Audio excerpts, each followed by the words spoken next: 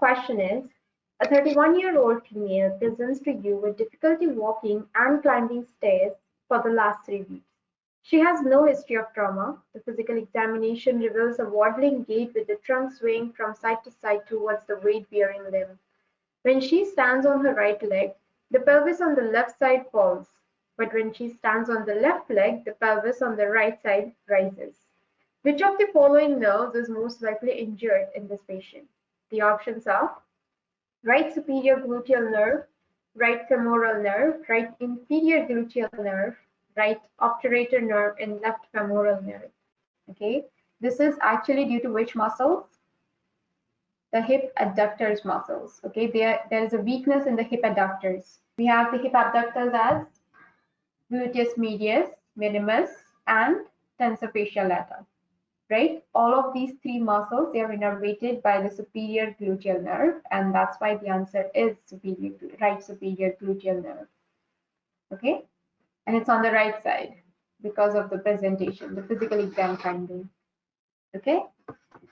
So the other options, right femoral nerve supplies front of thigh muscles called quadriceps femoris, right? And quadriceps, as the name implies, it is a group of 4 muscles. Okay, and all of these muscles, they are in the anterior compartment of the thigh, right?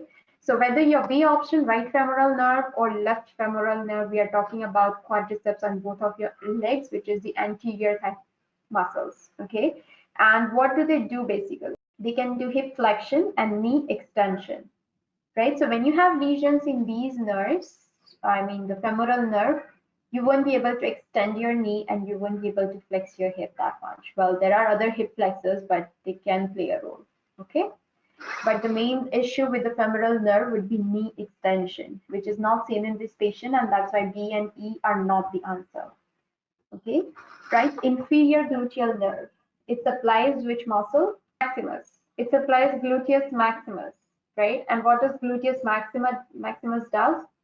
It can cause extension of the hip joint and causes lateral rotation. So when you don't have innervation to your gluteus maximus, or when you have injured inferior gluteal nerve, you won't be able to do extending of your hip, extension of your hip, and you won't be able to laterally rotate the thigh. All right, not seen in this patient again, so not the answer. Okay, and the obturator nerve, what does that supply? It supplies the medial compartment. Okay, the adductor muscle causes adduction of your thigh, bringing it towards the midline.